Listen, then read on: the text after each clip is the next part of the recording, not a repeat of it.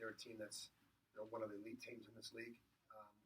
Our guys had never beaten them before, so it was a big game. A game behind us. It was a home game. It was a homecoming, and I thought it wasn't a pretty game offensively, but I thought our guys couldn't have played harder. The effort was incredible. The way we defended, and I've been saying it all year. Everybody talks about how good an offense we have and so forth. And said it from day one. You win in this league by playing defense, being tough, physically and mentally. And we didn't play offense well at all. Jay hit some shots, and thankfully so. We made plays when we needed to make plays offensively. But we won this game because we defended the best that we've defended all year. We were physical, and we made plays when we needed to. Our offense wasn't affected. Our defense wasn't affected by our offense, and our guys showed great character. And just proud of our effort, proud of our crowd. It was a great day. We talked about sort of the need to offset what they can do inside offensively, and you guys absolutely do that today. Holding Larson and Kavanaugh to 6 for 21, frustrating them, at times. How were you able to sort of take those? Guys stepped up. It's not always how big you are. It's how big you play, and it's toughness. It's being scrappy. We talked about before the game being a junkyard dog mentality, being a blue collar team, and that's what we were. Like I said, we didn't play perfect, but we played hard. And when you play that hard, it makes up for a lot of deficiencies. We try to dig out, double team them, and we try to have good ball pressure. We just try to be aggressive and not.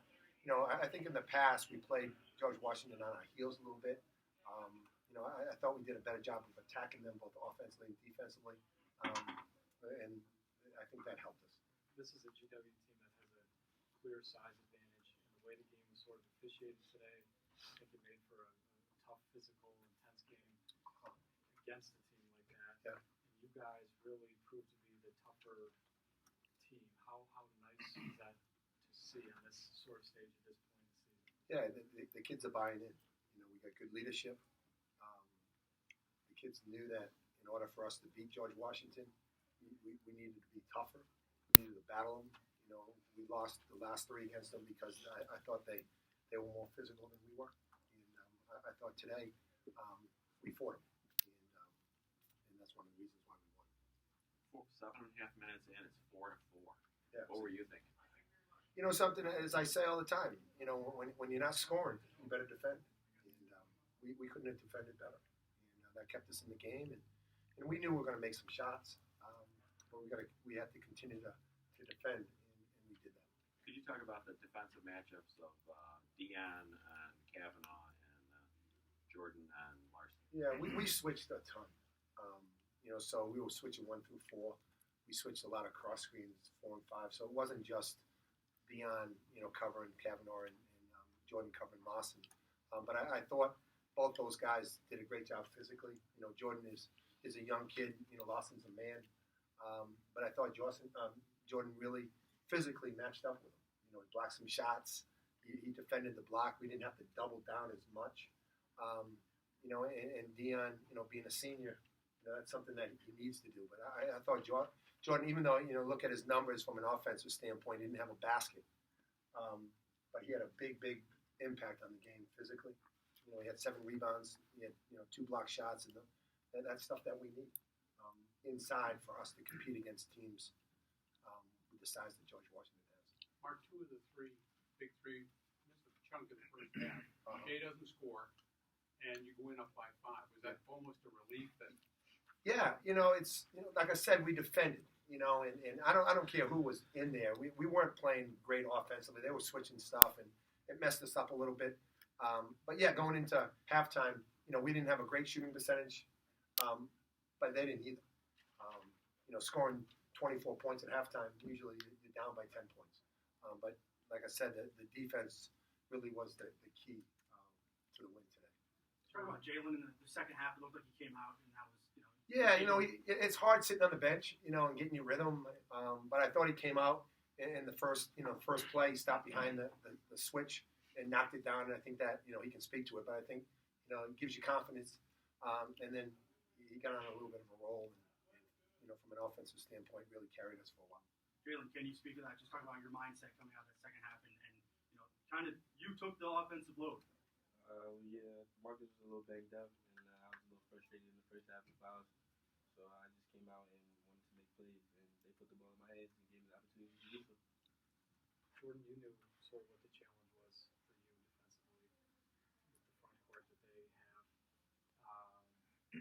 How were you able to sort of do what you did to slow them down? What was your mindset, and how were you able to accomplish what you did? Yeah. My mindset was just everything Coach Schmidt just talked about, just playing as hard as I can, fronting the post, just stress so much in practice not to let the ball get inside, so you can't help but go in there and just not let the ball go inside. So I was just denying the post and just playing as hard as I could, boxing out, running the floor, doing what I needed to do. So it worked. Jordan had that block and got pretty vocal. How'd that feel after that block? What's that again? How was it feeling after that block? Oh, I felt good. I think that's the reason I reacted like that. You got to know Kavanaugh a little bit after that block too. Yeah. Jay, you had that stretch of 5 minutes where you scored 5 baskets. Did you feel like I think you had just come off the bench there? Were you chopping at the bit there and take it to the rim, or what? The whole game, I think they were switching the 5-man on him, and early in the game, I didn't think I did a good job of taking advantage of the switch. But when I got out there in the second half, I made it a priority to kind of take advantage of that switch. And then you had that real long cross-court pass to Denzel. Yeah. I don't see that too many times. Yeah, he's open. Jaylen, some of those shots, we talked about the 5 shots. You had the 3-pointer right at the shot clock buzzer. I think Larson was basically right in your face. That goes down. A couple of twisting layups where you're wondering how did that go in. When that's going for you like that, how does it go for you like that? I mean, I kind of just chalk that up to the work. When you work hard, you're confident coming into the game. I was confident in myself, and once I saw one go down, I kind of just kept taking it. Coach, what was the reason for Deion not starting, and what did you think of his performance when he got in the game? He was late for a meeting, and we try to teach some life lessons here. It's not all about winning games. So he was late. He didn't start, but I thought he was terrific. He came off. He didn't sulk. I thought Denzel did a really good job to begin the game, and Deion came out, and we wouldn't have won the game, without Deion's efforts. 12.6 rebounds. Coach and/or Jordan, was it an effort to? I mean, you only had 3 fouls. You played 30 minutes. I mean, is that something you're trying to stay out of the foul trouble, stay down more, or is it just that's the way it turned out today, or has there been? Yeah, it's been an emphasis. He gets a little. Just as a young big guy, you jumpy a little bit. When you try to block everything. He had one time he left his feet for a foul, but he's learning. He hasn't played, like I said, for a year and a half because of injuries, and he's just getting his legs underneath him, and he's improving every day, and we need him to improve. We need him to play well inside for us to have some success. Coach, 18-6, 9-3 in the conference. I wish we were 18-6. Or 17-6, 9-3 in the conference. Another quality win over a good team. Probably a win that takes you up into the top 30 of the RPI. Still 6 games left, but what you've done to this point, is this even more than you would have maybe thought possible? I want to win every game. I wish we were 23-0. We're just chopping wood, every day. And that's how we've done it since we've been here. It's trying to get better every day. Trying to prepare as well as we can for every opponent, and then going into the games and trying to win them. And some we win, some we lose. We're playing with confidence now. When you beat good teams, St. Joe's on the road, George Washington at home, it gives you confidence. But we haven't done anything yet. I tell the guys, 17-6 is not going to get us anywhere. We got 6 more games, and we got to keep on working. We're going to go back to work on Monday and get better and prepare for LaSalle. So we got to have tunnel vision. We can't listen to the noise. We just got to continue to work. Jordan, that's what we're going to do. Jordan, how confident are you in there now? You got the start. Now you're in the starting lineup. What's your level of confidence right now in being out there on the court? Yeah, I'm feeling really good. taking more shots when I'm open. Of course, there's some shots I need to, just go straight up with, but just getting a way better feel for the game and just playing as physical as I can. I feel like I'm getting better every single game, so my confidence is just improving every day. So. Mark, normally somebody gets 2 fouls in the first half, and they're going to sit. Yeah. Obviously, Jaylen gets 2 right away. Yeah. He's out for, 7 minutes, and then he played the last night. Did you feel like it was just kind of important to get him No, well, 2 things. One, I really trust Jay. He's got a really good understanding of how to play and how to stay out of trouble. And then we try to put him on the weakest guy out there.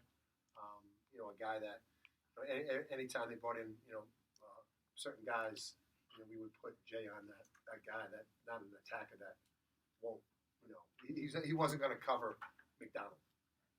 We put him on what we perceived as a weaker offensive player.